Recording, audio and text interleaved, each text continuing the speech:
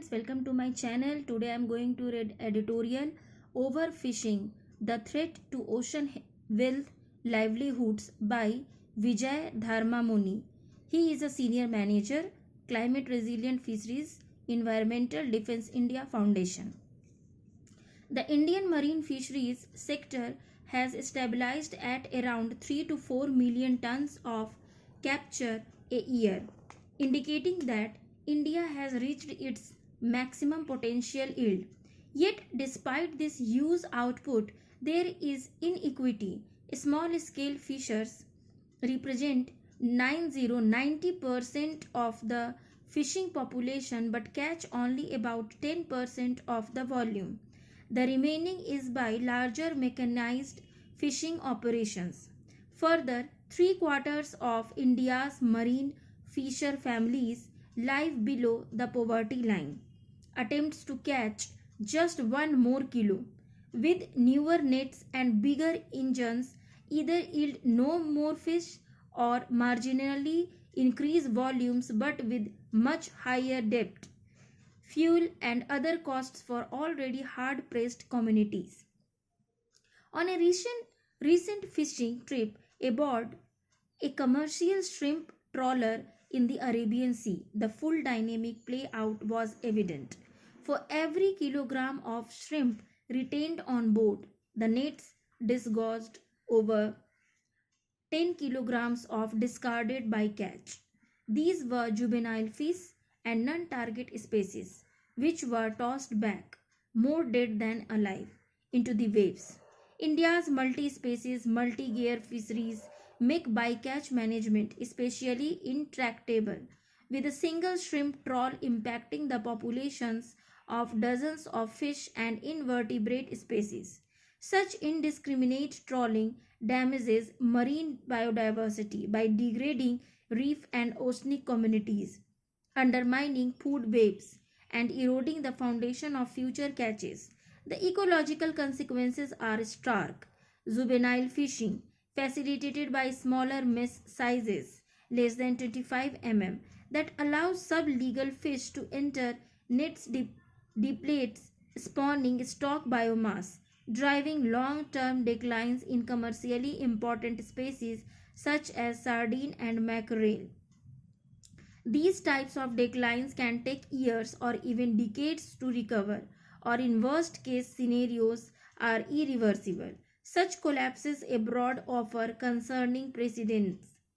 Canada's northern cod fishery crashed in 1992 under heavy harvest pressure, prompting a moratorium that still leaves stocks far below historical levels.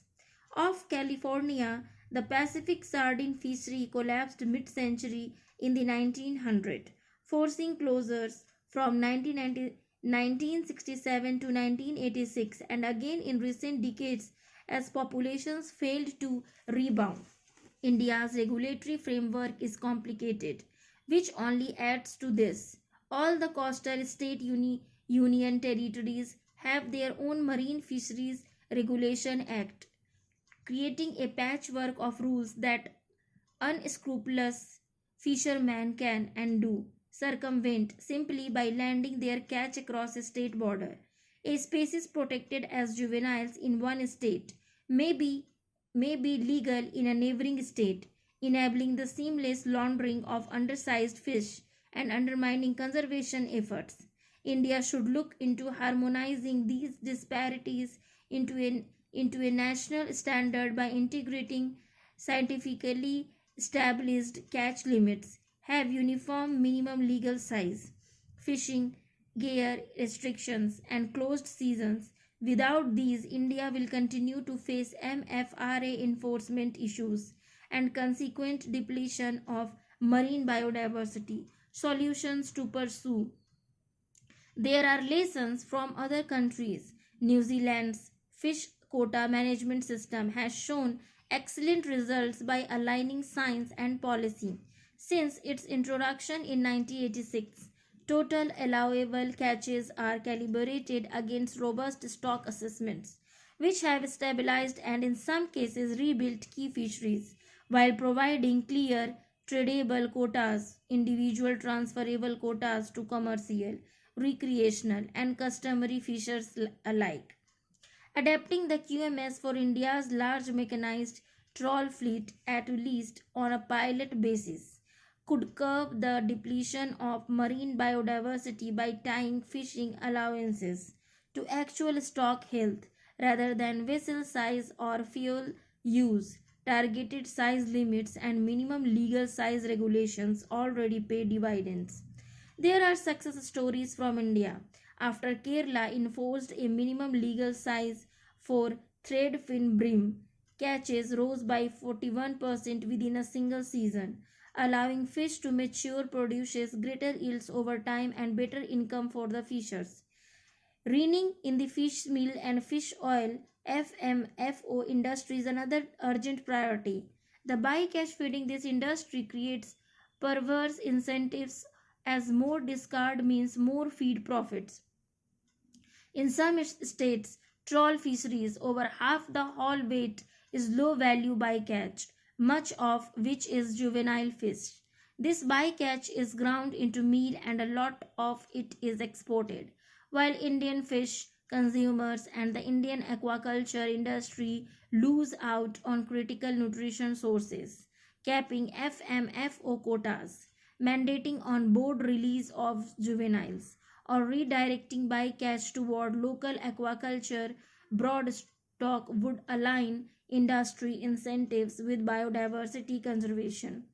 However, achieving these reforms demands action at multiple levels. At the national level, the central government needs to optimize vessel licenses, infrastructure grants, and fisheries subsidies towards an ecosystem based regulatory approach. States will need to bolster enforcement with well equipped patrols and real time reporting tools. Fisher cooperatives and village councils should be empowered as co managers of local marine protected areas and breeding sanctuaries. Urban and rural consumers must wield their buying power, choosing only legally sized, sustainably sourced seafood food and refusing offerings that undermine marine biodiversity.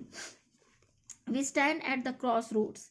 Climate driven storms, coastal erosion, and market volatility already threaten India's nearby 8,000 km recalculated to 11,098 km recently coastline and its 3,000 plus fishing villages. Letting overexploitation continue will deepen poverty, erode marine biodiversity, and forfeit sustainable yields that could feed millions. But the solutions lie within reach: science based quotas, harmonized regulations, community led stewardship, and a policy shift that focuses on long term sustainability. On this International Day for Biological Diversity, let us pledge to protect India's vibrant marine life.